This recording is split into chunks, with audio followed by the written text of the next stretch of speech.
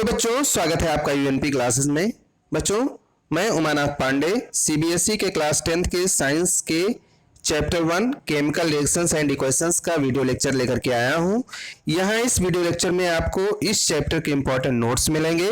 मैं आपको बताऊंगा कि केमिकल रिएक्शंस और इक्वेशंस की लर्निंग ट्रिक्स क्या है, आप इनको कैसे आसानी से याद कर सकते हो बिना रटे हुए। साथ ही में केमिकल इक्वेशंस को बैलेंस करने की बहुत ही आसान विधि मैं आपको समझाऊंगा इसमें। और इस चैप्टर से बोर्ड के एग्जाम में कौन से वेरी इंपॉर्टेंट क्वेश्चंस आते हैं वो भी मैं आपको समझाऊंगा। जो क्वेश्चंस लगातार पूछे जाते रहे हैं वो भी मैं आपको सॉल्व कराऊंगा। तो अगर अभी तक आपने हमारे चैनल को सब्सक्राइब ना किया हो तो चैनल को सब्सक्राइब कर लीजिए। वीडियो अच्छा लगेगा तो इसको भी अपने दोस्तों में शेयर करना मत भूलिएगा। आइए बच्चों, शुरू करते हैं। बेसिकली ये चैप्टर केमिस्ट्री को बिलोंग करता है बच्चों, और आपके एनसीईआरटी टेक्स्ट बुक का पहला ही चैप्टर है। इस चैप्टर से बहुत ही इंपॉर्टेंट क्वेश्चंस पूछे जाते हैं बोर्ड एग्जाम्स में, और हम ये चैप्टर बहुत ही बेसिक ढंग से पढ़ेंगे, आपकी समझ में हर एक पॉइंट आ जाए। इसलिए मैं बहुत विस्तार से, बहुत ही आसान भाषा में आपको समझाने वाला हूं, और हिंदी में समझाऊंगा ताकि बहुत ही आसानी से आपकी समझ में आ जाए। तो चूंकि पहला ही नाम है केमिकल रिएक्शंस एंड इक्वेशंस का, तो आपके समझ में तो यही होना चाहिए कि केमिकल रिएक्शंस आखिर में कहते किसको हैं। बच्चों, आप पुराने क्लासेस में, पिछले क्लासेस में, क्लास 7th और 8th में इनके बारे में थोड़ा बहुत पढ़ चुके हैं। आप ये पढ़ चुके हैं कि केमिकल चेंजेस किसे कहते हैं और फिजिकल चेंजेस और केमिकल चेंजेस में डिफरेंस क्या होता है। आपको एक बात विस्तृत रूप से याद होगी कि कोई भी ऐसा चेंज जिसमें नए पदार्थ बन जाते हैं उनको हम केमिकल चेंज कहते हैं। ये इरिवर्सिबल प्रोसेस होता है जो कि पुराने पदार्थों में फिर से चेंज नहीं हो सकता। तो वही बात यहाँ पे कही गई है। जब हम इसको डिफाइन करते हैं तो ये चीज वहां पे अवश्य लिखते हैं। यहाँ पे लिखा हुआ है, the process in which new substances with new properties are formed from one और more substances is called chemical reaction. मतलब एक ऐसा प्रोसेस जिसमें नए सब्सटेंस बन रहे हों, दो या दो से अधिक सब्सटेंसेस के रिएक्शन के द्वारा, तो उसी को हम केमिकल रिएक्शन के नाम से जानते हैं। अब यहाँ पे इस टर्मिनोलॉजी में दो तीन चीजें बहुत इंपॉर्टेंट हैं। एक तो रिएक्टेंट्स क्या होते हैं। रिएक्टेंट का मतलब ये है जो चीजें रिएक्शन करती हैं उन्हीं को हम रिएक्टेंट कहते हैं। जैसे पानी में आप चूना डाल दीजिए, बिना बुझा हुआ चूना आप डाल दीजिए तो पानी और जो सूखा चूना है वो क्या हो जाएंगे, रिएक्टेंट हो जाएंगे। या जो भी चीज आप रिएक्शन के लिए एक दूसरे के साथ में लाते हैं जिसके फलस्वरूप रिएक्शन होता है उसी को हम रिएक्टेंट कहते हैं। तो यहाँ पे वही चीज लिखी हुई है, the substances which take part in chemical reactions are called reactants. अब जब रिएक्शन हो जाता है तो उसके परिणाम स्वरूप जो केमिकल चेंज होता है उसमें एक नया प्रोडक्ट बनता है। बच्चों, आप जानते होंगे कि इसी प्रोडक्ट को हम प्रोडक्ट कहते हैं, और ये हमेशा केमिकल रिएक्शन का प्रोडक्ट होता है, यानी बाद में बनता है, और यही हमारा उद्देश्य सामान्यतः होता है किसी भी केमिकल रिएक्शन को करवाने में। तो वही हम कैसे डिफाइन करेंगे, the substance which are formed in a chemical reaction. ऐसा सब्सटेंस जो केमिकल रिएक्शन में बनता हो उसी को हम प्रोडक्ट कहते हैं। अब मैं आपको इसके एग्जाम्पल्स दिखा रहा हूं, और जब आप इसके एग्जाम्पल्स देखेंगे तो पुराने क्लासेस में लिखी हुई बातें याद आएंगी। क्यों? क्योंकि ये कहीं ना कहीं से केमिकल चेंजेस के एग्जाम्पल्स हैं जो आपने क्लास 7th में पढ़े थे। अब केमिकल चेंजेस क्या हैं एक बार फिर से याद कर लीजिए। ऐसे चेंज जो नए प्रोडक्ट को उत्पन्न करते हैं। यहाँ पे डाइजेशन ऑफ फूड, एक बार फूड डाइजेस्ट हो जाए तो फिर से वो अपने पुराने वाले कंपोनेंट में या पुराने वाले फॉर्म में आ नहीं सकता। इसी तरीके से रेस्पिरेशन, इसमें ग्लूकोज टूट जाता है वाटर और कार्बन डाइऑक्साइड में, साथ में एटीपी बनता है, और पुनः हम उस ग्लूकोज को प्राप्त नहीं कर सकते, तो ये भी एक केमिकल रिएक्शन है। ऐसे ही रस्टिंग ऑफ आयरन, ये भी आपने पढ़ा होगा, क्योंकि जो मूर्छा लग जाता है या जो जंग लग जाती है लोहे में, उससे हम पुराना वाला लोहा फिर से प्राप्त नहीं कर सकते। इसी तरीके से मैग्नीशियम की रिबन, इसका एक इंपॉर्टेंट प्रैक्टिकल आपके क्लास में है, तो वो हो सकता है आपके स्कूल में करवाया जाए या करवाया गया हो। तो इसको जब हम जला देते हैं तो मैग्नीशियम ऑक्साइड की जो राख बचती है उससे हम फिर से मैग्नीशियम नहीं बना सकते। ऐसे ही दूध से दही का बनना बड़ा ही क्लासिक एग्जाम्पल है कि एक बार दूध दही में चेंज हो जाए तो उस दही से हम फिर दूध प्राप्त नहीं कर सकते। तो कहीं ना कहीं ये सब क्या है बच्चों, ये है केमिकल चेंजेस। अब आपको याद आ गया होगा कि यही केमिकल चेंजेस कहीं ना कहीं केमिकल रिएक्शन को उत्पन्न करते हैं, या केमिकल रिएक्शन कहीं ना कहीं इन्हीं से आता है। अब इसकी कुछ बेसिक क्राइटेरिया है, कुछ चीजें इसके लिए चाहिए। क्या चाहिए, हम कब कहेंगे कि केमिकल रिएक्शन हुआ है? जब किसी पदार्थ की स्टेट चेंज हो जाए, जैसे कोई लिक्विड में है सॉलिड में बदल जाए, या सॉलिड में है लिक्विड में बदल जाए, गैस में बदल जाए, उसका फिजिकल स्टेट चेंज हो जाए, उसका कलर चेंज हो जाए। एक बात मैं यहाँ क्लियर कर दूं, कभी कभी जरूरी नहीं है कि फिजिकल स्टेट में चेंज हो, क्योंकि लिक्विड चीजें कई बार लिक्विड रह जाती हैं, गैसियस सब्सटेंसेस गैस रह जाते हैं, या सॉलिड चीजें सॉलिड ही रह जाती हैं प्रोडक्ट के फॉर्म में। लेकिन कभी कभी ऐसा भी होता है कि कलर चेंज हो जाता है या स्टेट चेंज हो जाता है, ये कभी कभार हो सकता है। साथ ही में कुछ केमिकल रिएक्शंस ऐसी होती हैं जो होने के टाइम पे या तो एनर्जी देती हैं, एनर्जी मतलब टेम्परेचर या हीट, और या तो हीट लेती हैं, मतलब या तो हीट को एब्जॉर्ब करती हैं या एक्सर्ट करती हैं, बाहर निकालती हैं। तो इसी के आधार पे हम एक्सोथर्मिक या एंडोथर्मिक रिएक्शन कहते हैं, और वो भी हम आगे डिटेल में इसको पढ़ेंगे। तो कभी कभी तापमान घट जाता है या बढ़ जाता है, ये भी होता है, मतलब चेंज होता है टेम्परेचर में भी। और कभी कभी किसी रिएक्शन में गैस का बनना भी संभव है, जैसे कि फोटोसिंथेसिस है या रेस्पिरेशन है। ये बहुत ही क्लासिक एग्जाम्पल आप जानते होंगे, जिसमें कुछ गैसेस का इवोल्यूशन होता है। अब यहाँ पे केमिकल रिएक्शन के इम्पोर्टेंट मैप के द्वारा हम आपको समझाएंगे कि किसको हम केमिकल रिएक्शन कहेंगे। बच्चों यहाँ पे केमिकल रिएक्शन होते हुए दिखाया गया है। अब देखो कैसे हम रिप्रेजेंट करते हैं केमिकल रिएक्शन को, इसको आपको समझना है। देखो दो तरीके से रिप्रेजेंट कर सकते हैं। अभी तक लोअर क्लास में आप क्या करते रहे हैं, वर्ड इक्वेशन के फॉर्म में लिखते रहे हैं कि जिंक और सल्फ्यूरिक एसिड जब आपस में मिलते हैं यानी रिएक्शन करते हैं तो प्रोडक्ट बनाते हैं, क्या क्या, जिंक सल्फेट और हाइड्रोजन। यहाँ पर आपको मॉलिक्यूलर फार्मूला लिखने की जरूरत नहीं होती है, और ना ही इसमें इक्वेशन को बैलेंस किया जाता है। ये वर्ड इक्वेशंस होते हैं और नॉर्मली लोअर क्लासेस में इन्हीं का यूज किया जाता है, जहाँ पे बच्चों की अंडरस्टैंडिंग इक्वेशन को लेकर के नहीं होती है। लेकिन अब आप बड़े क्लास में आ गए हैं, यहाँ पर आपको इसको केमिकल इक्वेशन के फॉर्म में लिखना होगा। अब वर्ड इक्वेशन लिखने का जमाना गया, जैसे जैसे आपकी क्लासेस बढ़ेंगी आपको केमिकल इक्वेशंस लिखने होंगे। कैसे लिखेंगे, अब आपको इनका मॉलिक्यूलर फार्मूला लिखना होगा। जैसे जिंक के लिए आपने यहाँ Zn लिख दिया, और सल्फ्यूरिक एसिड के लिए H2SO4। आपने बहुत सारे कंपाउंड के नेम याद किए होंगे, उनके फार्मूले याद किए होंगे। तो यहाँ पे देखिए लेफ्ट हैंड साइड में हम लिखते हैं रिएक्टेंट्स को, यहाँ भी ऐसे ही लिखा है। और राइट हैंड साइड में जो प्रोडक्ट हमारा बनता है, जैसे ZnSO4 यानी जिंक सल्फेट यहाँ बना है तो हम इसको लिखेंगे। हाइड्रोजन यहाँ बना हुआ है तो हम यहाँ हाइड्रोजन को भी लिखेंगे। तो इसी को हम केमिकल इक्वेशन कहते हैं। जहां पे केमिकल फार्मूला ना लिखा हो और इस तरीके से लिखा हो उसको हम वर्ड इक्वेशन कहते हैं। तो यहां पर आपको दोनों की जानकारी होनी जरूरी है। अब आइए देखते हैं कि एक केमिकल रिएक्शन होता क्या है। अभी कुछ देर बाद हम आपको इन केमिकल इक्वेशंस को बैलेंस करने के बारे में बताएंगे, लेकिन यहां पर मैं आपको दिखा देता हूं कि केमिकल इक्वेशन को अच्छे ढंग से एक साइंटिफिक वे में कैसे लिखा जाता है। बच्चों यहाँ पे देखो ये लिखा हुआ है 3Fe। इसका मतलब है कि आयरन के 3 मॉलिक्यूल्स यहाँ पे लगे हैं, और ये किस फॉर्म में है, सॉलिड फॉर्म में है। S दिखाता है कि ये जो आयरन हमने लिया है ये सॉलिड फॉर्म में है। उसी के साथ में 4 मॉलिक्यूल हमने लिया है वाटर का, किस फॉर्म में लिया है, गैसियस फॉर्म में लिया है।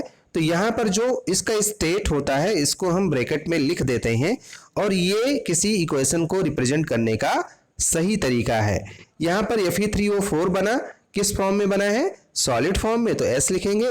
और ये हाइड्रोजन गैस बनी है तो यहाँ पे हम G लिख देंगे। तो इस तरीके से हम रिप्रेजेंट करते हैं। इसको मैं अभी आगे और डिटेल में आपको समझाऊंगा। आइए हम जानते हैं कि केमिकल इक्वेशन को बैलेंस करना क्यों आवश्यक है और किस तरीके से हम नॉर्मली या अपने दिए गए सिलेबस के हिसाब से हम कैसे उसको बैलेंस करते हैं। इसके बाद में मैं आपको कुछ ट्रिक्स भी बताऊंगा जिसके आधार पर आप इसको आसानी से बैलेंस कर ले जाओगे बच्चों। तो हम यहीं पर थे, हम यहां पर अब देखेंगे कि केमिकल इक्वेशन क्या होता है। तो बच्चों, कोई भी केमिकल रिएक्शन को हम केमिकल इक्वेशन के माध्यम से एक समीकरण बना करके रिप्रेजेंट कर सकते हैं। उसमें हम कुछ सिंबल्स का प्रयोग करते हैं, जैसे केमिकल फार्मूला है रिएक्टेंट और प्रोडक्ट का, और साथ ही में हम उसकी फिजिकल स्टेट भी मेंशन करते हैं, जैसा कि हमने अभी आपको एक इक्वेशन में दिखाया है कि किस तरीके से हम ये मेंशन करते हैं। वहां पर कुछ नेसेसरी कंडीशंस भी होती हैं जो हम लिखते हैं एरो के ऊपर कि इतना डिग्री टेम्परेचर है या ये कैटालिस्ट लगेगा। तो ये सब बातें हम आगे सीख पाएंगे। अभी इनकी जरूरत क्या है वो हम जानते हैं। देखो यहां पर एक इक्वेशन लिखा हुआ है Mg + O2 = MgO। अब देखो यहां पे मैग्नीशियम हवा में जल रही है, ऑक्सीजन की उपस्थिति में जल रही है और मैग्नीशियम ऑक्साइड बन रहा है बच्चों। डाउट नेट पर होगा अब आपके सभी मैथ्स, फिजिक्स, केमिस्ट्री और बायोलॉजी डाउट्स का सफाया। बस अपने क्वेश्चन की फोटो खींचे, क्रॉप करें और सबमिट करें। 3 सेकंड के अंदर पाए उसका वीडियो सॉल्यूशन।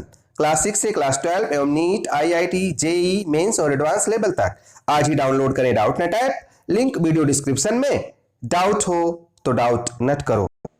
अब अगर आप ध्यान से देखो तो यहां एक चीज की कमी है। किस चीज की कमी है? कुछ गेस करो थोड़ा सा। जी हां, यहां पर कमी इस चीज की है कि यहां पर ऑक्सीजन के 2 मॉलिक्यूल्स इन्वॉल्व थे, लेकिन यहां पर ऑक्सीजन कितना है? कितना है? 1 है। अब जब रिएक्टेंट में 2 मॉलिक्यूल आए तो प्रोडक्ट में 1 ही कैसे बचा? क्या 1 ऑक्सीजन खत्म हो गया? नहीं।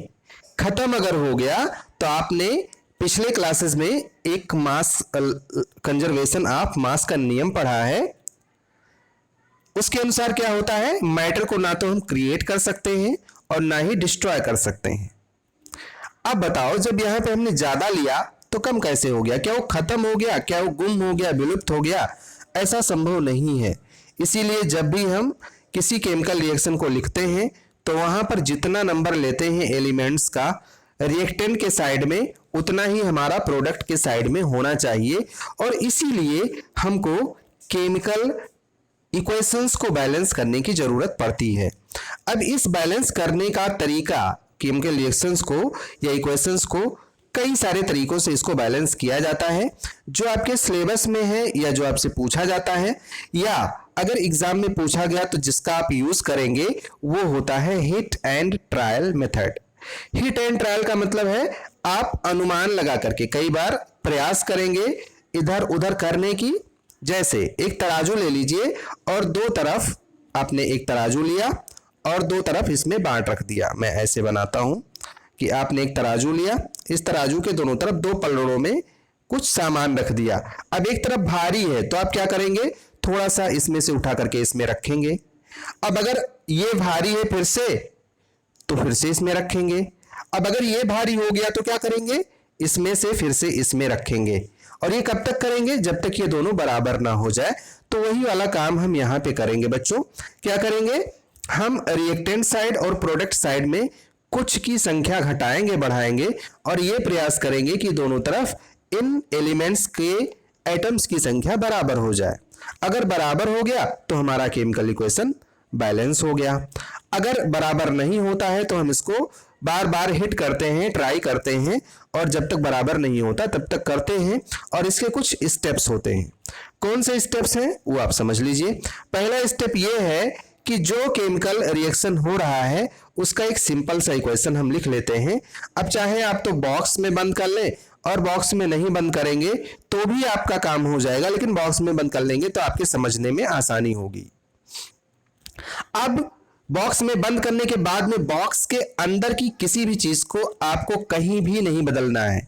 मतलब जो आपने लिख लिया वही चीज रहेगा, उसको चेंज नहीं करना है। आप बदलेंगे कहां पे, यहां पे बाहर की तरफ बदल सकते हैं, घटा बढ़ा सकते हैं कि किसकी संख्या कितनी है। अब देखिए यहां पर आयरन और वाटर का रिएक्शन हो रहा है, Fe3O4 बन रहा है, हाइड्रोजन गैस निकल रही है। अब देखो दूसरे स्टेप में हम क्या करेंगे कि दोनों साइड में एटम्स की संख्या को हम कैलकुलेट करेंगे, काउंट करेंगे। किस किस साइड में? पहले हम काउंट करेंगे रिएक्टेंट साइड में और फिर काउंट करेंगे प्रोडक्ट साइड में, और उसका एक टेबल बनता है कुछ इस तरीके से। तो यहां पर देखो एक टेबल बना लिया हमने, टेबल में लिख लिया उन चीजों को जो वहां पर इन्वॉल्व थे। आयरन था, हाइड्रोजन था और ऑक्सीजन था। मैं आपको दिखाता हूं, यहां पे 3 तरीके के एलिमेंट्स पार्टिसिपेट कर रहे हैं, Fe, H और O। इसके अलावा कोई नहीं है। तो हमने क्या किया, इसको एक तरफ लिख लिया, आयरन, हाइड्रोजन एंड ऑक्सीजन। अब हम काउंट करेंगे कि नंबर ऑफ एटम्स कितने हैं रिएक्टेंट साइड में और कितने हैं प्रोडक्ट साइड में। तो आओ हम Fe को देखते हैं कि Fe कितना है रिएक्टेंट साइड में। अब अगर आप यहां पे देखो तो रिएक्टेंट साइड में कितना है, 1 है, और प्रोडक्ट साइड में कितना है, 3 है। ऐसे ही हाइड्रोजन रिएक्टेंट साइड में कितना है, 2 है, और प्रोडक्ट साइड में 2 है। यानी हमको हाइड्रोजन को बैलेंस करने की जरूरत नहीं है, ये दोनों तरफ बराबर है। अगर हम ऑक्सीजन की बात करें तो रिएक्टेंट साइड में 1 है और प्रोडक्ट साइड में ये 4 है। तो अब हम कैसे बैलेंस करेंगे? तो यही चीज यहां पे लिखा हुआ है कि आयरन रिएक्टेंट साइड में 1 है, प्रोडक्ट साइड में 3 है, हाइड्रोजन दोनों साइड में 2-2 है, ऑक्सीजन रिएक्टेंट साइड में 1 है और प्रोडक्ट साइड में 4 है। तो आपको इस तरीके से लिख लेना है। लिखने के बाद में आपको यह पता चल जाएगा कि आपको बैलेंस किस किस चीज को करना है। अब आपने जब इसको लिखा तो साफ साफ डिफरेंस दिख रहा है, इसमें डिफरेंस है और इसमें डिफरेंस है। तीसरे स्टेप में हम क्या करेंगे वो मैं आपको दिखाता हूं। अब तीसरे स्टेप में हम ये प्रयास करेंगे कि उस एटम को चुने जिसमें डिफरेंस ज्यादा है। यहां पर देखो ये 1 था ऑक्सीजन, यहां पर ये 4 है। तो सबसे पहले हम बैलेंस करने की कोशिश करेंगे इसको। तो यहां पर 4 था तो हमने यहां पे 4 लिख दिया। अब यहां पे ऑक्सीजन 4 हो गया और यहां पर क्या हो गया, ऑक्सीजन 4 हो गया। यानी ऑक्सीजन को तो हमने बैलेंस कर दिया। दिक्कत क्या हो गई, यहां पर 4 2 जा 8 हाइड्रोजन हो गया, यहां पर हाइड्रोजन 2 है। तो यानी कि अब इसको भी हमको 8 करना है। तो अगले स्टेप में हम इसको देखेंगे। अभी एक बार हमने कर लिया इसको, ऑक्सीजन को बैलेंस कर लिया। अब हम बैलेंस करेंगे आयरन को। तो यहां पे बच्चों आयरन कितना था, 3 था, और यहां पे 1 था, जैसा कि आपने यहां पे देखा ही होगा 3 और 1 था। तो यहां पर भी हमने 3 कर दिया। तो ये आयरन 3 और ये आयरन 3, ऑक्सीजन यहां 4, ऑक्सीजन यहां 4। अब हाइड्रोजन डिसबैलेंस था यहां पर, तो अब हम क्या करेंगे ये आपको समझना है। तो इसके लिए यहां पर हाइड्रोजन 8 हो गया, यहां पर हाइड्रोजन देखिए यहां पे हाइड्रोजन 8 हो गया था, यहां पे हाइड्रोजन 2 है। तो अब हम यहां क्या करेंगे, 4 से मल्टीप्लाई कर देंगे। तो 4 से मल्टीप्लाई करेंगे तो 4 2 जा 8। तो अब क्या हुआ, 3 आयरन इधर, 3 आयरन इधर, 8 हाइड्रोजन इधर, 8 हाइड्रोजन इधर, 4 ऑक्सीजन इधर और 4 ऑक्सीजन इधर। तो बहुत ही सिंपल है ये, और इसको लर्न करना भी बहुत आसान है। लेकिन फिर भी हम इसको आपको एक और ट्रिक बताएंगे, कुछ देर बाद बताएंगे कि किस तरीके से इसको बहुत ही सिंपल तरीके से बैलेंस कर सकते हैं बिना ये स्टेप्स लिखे। लेकिन उसका यूज आप बोर्ड एग्जाम्स में नहीं करेंगे। वो एक ट्रिक है जो हम यूज करते हैं कॉम्पिटिटिव एग्जाम्स में, जहां पे ऑप्शनल क्वेश्चन आते हैं, 1 नंबर के आते हैं, जिसमें विकल्प हमको चुनना होता है ऑब्जेक्टिव टाइप के क्वेश्चंस में, उससे यूज कर लेते हैं। अब यहाँ पे देखिए दोनों साइड में रिएक्टेंट और प्रोडक्ट साइड में एलिमेंट्स के एटम्स की संख्या इक्वल हो गई। अब जब इतना हम कर लेते हैं बच्चों, तो हम लिखते हैं कि कौन सॉलिड स्टेट में था, कौन गैस था, कौन लिक्विड था, मतलब जो भी रहा होगा उसका फिजिकल स्टेट लिख देते हैं। और फिजिकल स्टेट के लिए हम कुछ सिंपल से सिंबल्स का यूज करते हैं। जैसे स्मॉल s लिखते हैं तो सॉलिड, L लिखते हैं तो लिक्विड, G लिखते हैं तो गैस, AQ लिखते हैं, इसका मतलब होता है एक्वस स्टेट। एक्वस स्टेट का मतलब होता है उस चीज को पानी में घोला गया है। जैसे हाइड्रोक्लोरिक एसिड को अगर हम AQ लिखें तो AQ का मतलब है कि HCl को पानी के साथ मिलाया हुआ है हमने, तो इसी को AQ कहते हैं, एक्वस स्टेट। जब इतना लिख जाते हैं हम तो उसके बाद में नेसेसरी कंडीशंस लिखते हैं कि कितने टेम्परेचर पे रिएक्शन हो रहा है, प्रेशर कितना लगेगा या कौन सा कैटालिस्ट लगेगा, तो इन सारी चीजों की जरूरत आपको आगे वाले उसमें पड़ेगी। तो बच्चों ये था सिंपल सा तरीका किसी भी केमिकल इक्वेशन को बैलेंस करने का, और अगर आप प्रयास करेंगे, इन्हीं स्टेप्स को फॉलो करेंगे तो आसानी से बैलेंस कर ले जाएंगे। अभी हम लास्ट में आपको एक ट्रिक बताएंगे जिसको जान करके आप आसानी से इसको बैलेंस कर पाएंगे, लेकिन उसके पहले हम सीखेंगे कि केमिकल रिएक्शंस के कितने तरीके होते हैं, टाइप्स ऑफ केमिकल रिएक्शंस। अब जब हम टाइप्स की बात करते हैं बच्चों, तो इसका मतलब ये होता है कि हम अगर क्लासिफाई करें रिएक्शंस को तो कितने तरीकों में बांट सकते हैं। अब देखो, इसी आधार पे केमिकल रिएक्शंस कई तरीके के होते हैं। उसमें से पहला तरीका है कॉम्बिनेशन रिएक्शन का। कॉम्बिनेशन एक टर्म है जो बना है कंबाइन से। कंबाइन का मतलब होता है दो चीजों का जुड़ना। तो ऐसा रिएक्शन बच्चों जिसमें दो या दो से अधिक रिएक्टेंट कंबाइन हो रहे हो और उनसे एक प्रोडक्ट बन रहा हो, सिंगल प्रोडक्ट। याद रखना इस चीज को, अगर सिंगल से ज्यादा बन रहा है तो हम उसको कॉम्बिनेशन रिएक्शन नहीं कह सकते हैं, उसको किसी और रिएक्शन के नाम से हम जानेंगे। दो या दो से अधिक चीजें मिल रही हो और एक प्रोडक्ट बन रहा हो तभी हम उसको कॉम्बिनेशन रिएक्शन कहेंगे। जैसे यहाँ पे एग्जांपल्स दिए हुए हैं। कौन सा एग्जांपल है? पहला एग्जांपल है कोयले का जलना, बर्निंग ऑफ कोल। यहाँ पे कोयला सॉलिड स्टेट में है, ऑक्सीजन गैसियस स्टेट में है, दोनों मिलते हैं तो ये जल जाता है और कार्बन डाइऑक्साइड गैस बनती है। तो देखो, कार्बन और ऑक्सीजन मिले और बना क्या? कार्बन डाइऑक्साइड, एक सिंगल प्रोडक्ट बना। इसी वजह से इसको कॉम्बिनेशन रिएक्शन हम कहते हैं। फॉर्मेशन ऑफ वाटर, पानी का बनना। यहाँ पे हाइड्रोजन गैस और ऑक्सीजन गैस मिलती है तो 2H2O यानी वाटर के दो मॉलिक्यूल बनते हैं, लिक्विड फॉर्म में आ जाता है। यहाँ पे गैसेस रिएक्शन कर रही हैं, लिक्विड का फॉर्मेशन कर रही हैं, तो यहाँ पे भी एक सिंगल प्रोडक्ट बन रहा है। अब यहाँ पर देखो बच्चों, एक और चीज है क्विक लाइम, जिसको हम कैल्शियम ऑक्साइड कहते हैं। ये सॉलिड होता है और H2O लिक्विड होता है। क्विक लाइम का मतलब जो सूखा चूना होता है, अगर उसको हम पानी में डालें तो बुझा हुआ चूना, जिसको हम स्लैक्ड लाइम कहते हैं, बुझा हुआ चूना हिंदी में कहते हैं, वो बनता है। अब इसमें देखो AQ लिखा हुआ है, अभी हमने आपको बताया कि कहीं भी AQ लिखा हुआ हो इसका मतलब कि वो चीज पानी में मिला हुआ है, उसमें पानी मिक्स्ड है। तो यहाँ पर देखो कैल्शियम ऑक्साइड था, इसने जब रिएक्शन किया ऑक्सीजन के साथ, वाटर के साथ में, तो कैल्शियम हाइड्रोक्साइड बनाया इसने, और इसके साथ में पानी है, यानी पानी जो होता है चूने वाला, उसी को हम स्लैक्ड लाइम कहते हैं और इसी को एक्वस कहते हैं। ये चीज हमने आपको बताई थी। जो बुझा हुआ चूना नहीं होता है, सूखा चूना होता है, उसको हम क्विक लाइम कहते हैं। ये याद रखिएगा, आने वाले टाइम में इसकी जरूरत आपको पड़ने वाली है बच्चों। अब देखो, कुछ रिएक्शंस ऐसे होते हैं, अभी हमने आपको कुछ देर पहले बताया था, जिनमें हीट इवॉल्व होती है, यानी उष्मा निकलती है। जैसे यही वाला रिएक्शन अगर हम देख लें, आपने कभी देखा हो या ना देखा हो, नहीं देखा है तो आप इसको कर सकते हैं। चाहे तो ये सूखा चूना आप पानी में डालेंगे तो बहुत तेजी से उबलने लगता है, उसमें गर्मी उत्पन्न होती है, यानी हीट निकलती है। तो ऐसा रिएक्शन बच्चों जिसमें हीट निकले, उष्मा बाहर निकले, उसको हम एक्सोथर्मिक रिएक्शन कहते हैं। एक्सो मीन्स कमिंग आउट और थर्मिक मीन्स हीट। ऐसे रिएक्शन जिनमें हीट बाहर निकले उसको हम एक्सोथर्मिक रिएक्शन कहते हैं, और ये तब होता है जब प्रोडक्ट का फॉर्मेशन हो रहा होता है। अब दो एग्जांपल्स यहाँ पे दिए हैं, कौन कौन से हैं? पहला तो है कि मीथेन गैस जल रही है ऑक्सीजन की प्रेजेंस में, तो कार्बन डाइऑक्साइड बन रहा है, वाटर बन रहा है और हीट बन रहा है। अब देखो यहाँ पर जब हम मीथेन या LPG या कोई भी गैस जलाते हैं सिलेंडर में, तो उसमें से ऊष्मा निकलती है। कैसा रिएक्शन है ये? एक्सोथर्मिक रिएक्शन है।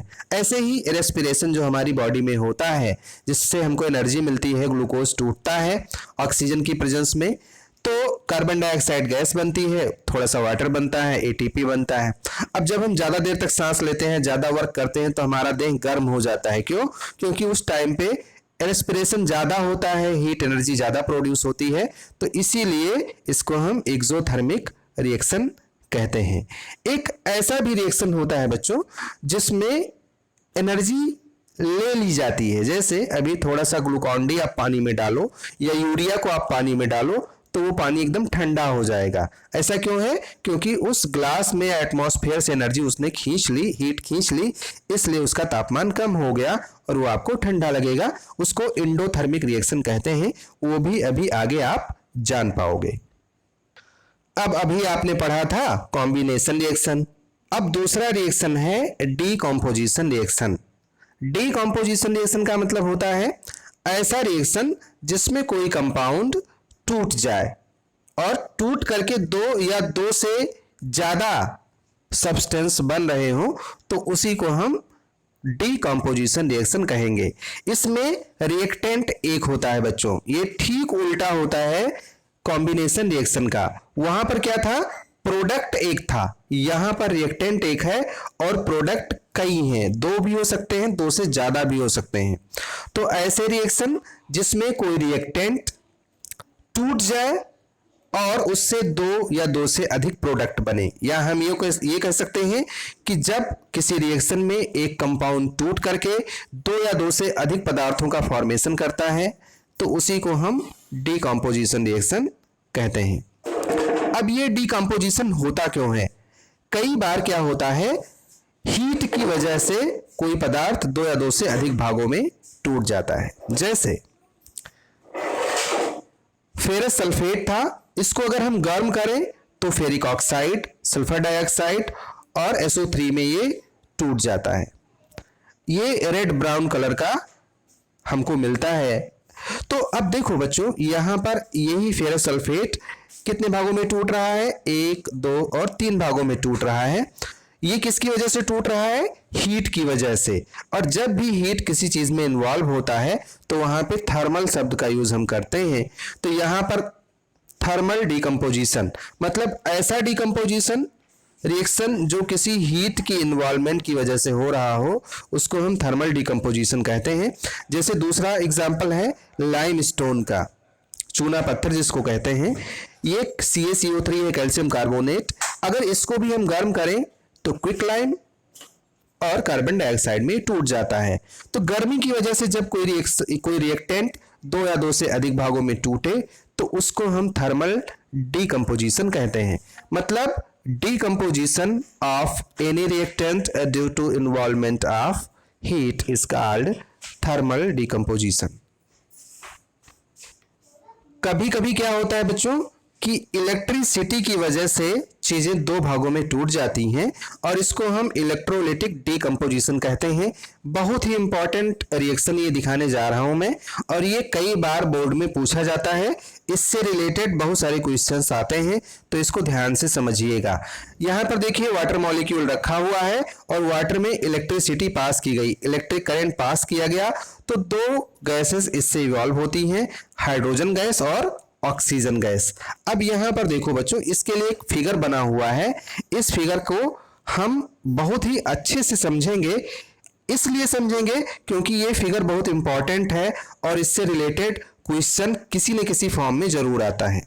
देखो यहां पर एक सेटअप दिखाया गया है जिसमें एक मग लिया गया है और मग में दो इलेक्ट्रोड बनाए गए हैं, एक एनोड और एक कैथोड। अब ये एनोड और कैथोड इलेक्ट्रोड का काम करते हैं। ये आप क्लास 8th में भी सीख चुके होंगे कि एनोड और कैथोड क्या होता है। अब देखो बच्चों, इसमें हमने 6 वोल्ट की बैटरी जोड़ दी है। 6 वोल्ट की बैटरी जोड़ दी, यहां पे स्विच लगा दिया। अगर स्विच ऑन करेंगे तो आपको पता है कि इसमें से इलेक्ट्रिसिटी फ्लो होगी। अब इलेक्ट्रिसिटी फ्लो होगी तो क्या होगा? वाटर का डिकम्पोजिशन हो जाएगा, यानी पानी दो भागों में टूट जाएगा। कौन कौन से भाग होंगे? हाइड्रोजन गैस निकलेगी और क्या निकलेगा? ऑक्सीजन गैस निकलेगा। यही दो चीजें तो बनी है, यानी हाइड्रोजन है और ऑक्सीजन है वाटर में, तो यही दो चीजें बन सकती हैं। यही रिएक्शन यहां पर लिखा हुआ है। अब जब हम इसमें इलेक्ट्रिसिटी फ्लो करवाते हैं तो देखो बच्चों, एनोड पे ऑक्सीजन गैस बनती है, लेकिन थोड़ी सी बनती है। क्यों? ध्यान से समझना, इस पे भी क्वेश्चन पूछा जाता है कि ऑक्सीजन ज्यादा बनता है या हाइड्रोजन ज्यादा बनता है। तो अगर आप इस रिएक्शन में देखो तो ऑक्सीजन के कितने मॉलिक्यूल्स हैं? 2, और हाइड्रोजन के कितने हैं? 4। तो जाहिर सी बात है ऑक्सीजन कम बनेगा, तो एनोड की तरफ ऑक्सीजन गैस बनती है थोड़ी सी, और कैथोड की तरफ हाइड्रोजन गैस बनती है जिसकी मात्रा ज्यादा होती है। और ये यहां पर आप देख सकते हो, आसानी से समझ में आने वाली बात है। तो यहां जो कैथोड जो इलेक्ट्रोड्स होते हैं, इसके ऊपर अगर आप एक टेस्ट ट्यूब रख दें तो यहां पर ऑक्सीजन गैस का खाली स्थान दिखेगा और यहां पर हाइड्रोजन गैस का खाली स्थान दिखेगा। और ये सेटअप है, इसको आपको लर्न करना पड़ेगा, ये बहुत ही इंपॉर्टेंट डायग्राम है। तो ये था इलेक्ट्रिक डिकम्पोजिशन। यहां भी क्या हो रहा है, वाटर का डिकम्पोजिशन हो रहा है, वाटर दो भागों में टूट रहा है, किसमें किसमें, हाइड्रोजन और ऑक्सीजन में। तो ये दोनों गैसेस यहां पे इवॉल्व हो रही हैं। एक और डिकम्पोजिशन होता है जिसको हम कहते हैं फोटोलिटिक डिकम्पोजिशन। फोटोलिटिक का मतलब जो सनलाइट की वजह से टूट रहा हो। बहुत सारे रिएक्शंस ऐसे होते हैं कि सनलाइट की उपस्थिति की वजह से हो जाते हैं। इसमें आगे चल करके बहुत इंपॉर्टेंट क्वेश्चंस आप पढ़ोगे। रिएक्शंस जैसे क्लोरोफॉर्म को हम सनलाइट में नहीं रखते, रंगीन बॉटल्स में रखते हैं, लेकिन वो सब अलग बातें हैं। यहां पर आप पढ़ेंगे कि जो डिकम्पोजिशन होता है फोटोलिटिक, उसी का यूज करके हमने फोटोग्राफिक टेक्निक्स डेवलप की हैं। यहां पर देखिए, सिल्वर क्लोराइड ले लिया गया और जैसे ही सनलाइट उसमें से पास करता है तो सिल्वर और क्लोरीन अलग अलग हो जाता है, और ये सॉलिड फॉर्म में होता है, ये गैसियस फॉर्म में होता है।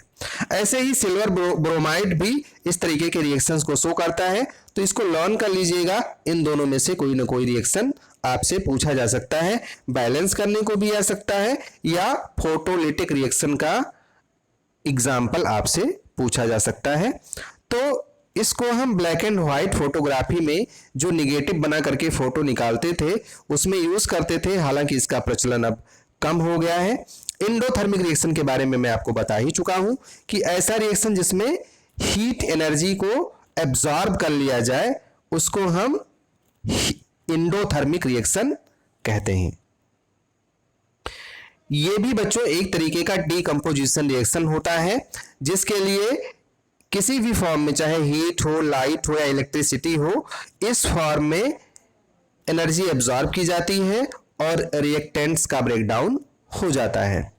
तो ये था बच्चों डीकंपोजिशन रिएक्शन। अब इसके आगे डिस्प्लेसमेंट रिएक्शन बच रहा है, और भी कुछ इंपॉर्टेंट फैक्ट्स बच रहे हैं, जिसमें ऑक्सीडेशन रिएक्शन है, और उसके साथ में रिडक्शन रिएक्शन है। ये सब हम इसके पार्ट 2 में सीखेंगे। तब तक के लिए हमारे साथ बने रहिए, जल्द ही मैं इसका पार्ट 2 अपलोड करूंगा, तो उसको आप देख लीजिएगा। तब तक के लिए ऑल द बेस्ट। और इसी के साथ में मैं आपको बता दूं कि जो केमिकल इक्वेशन को बैलेंस करने की ट्रिक है वो भी मैं आपको अगले वीडियोस में अवश्य बताऊंगा। तब तक के लिए all the best. May God bless you. Thank you for watching this video.